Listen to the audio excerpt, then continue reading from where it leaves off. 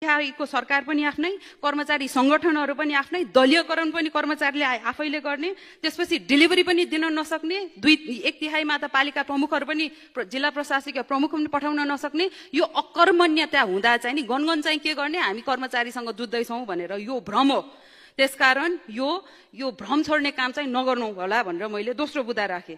अर्को एकदम महत्त्वपूर्ण, सर्वसम्मत, यो सदनले सर्वसम्मत पास गरेको मिटर ब्याज सम्बन्धी कानुन कार्यान्वयनमा लैजान नसक्ने गृहमन्त्रीलाई कारबाही के, कर्मचारीलाई कारबाही गर्छु भन्दै गर्दाखेरि यो कार्यान्वयनमा नलग्ने गृहमन्त्रीलाई कारबाही के, वैदेशिक रोजगारमा गएका जसका रेमिटेन्सको भरमा यो देश चल्दैछ उहाँहरूको मताधिकार सुनिश्चित गर भनेर सर्वोच्च अदालतले वर्षौं अगाडि निर्देशनात्मक आदेश दिइसकेको छ।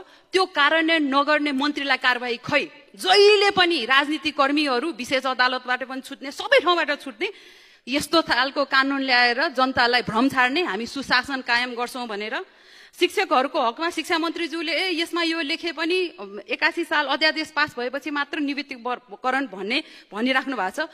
शिक्षकहरूसँग त तपाईले पटक पटक पटक पटक सम्झौता गर्नु भएको छ, अनि एउटा भ्रम छरिराख्नु भएको छ शिक्षा ऐन आएपछि त्यो सबै पास हुन्छ। त्यो हुँदै होइन।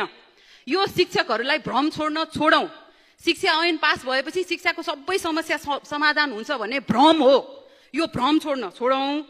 त्यसकारण म सम्मानीय सभामुख महोदय, यस्तो आपतकालीन बाहेक यो अध्यादेश मार्फत शासन अस्वीकार्य छ र म शिशिरजीको प्रश्न दोहोऱ्याउन चाहन्छु, के प्रधानमन्त्रीज्यू तपाईँ हिटलर बन्दै खोज्नुहुन्छ?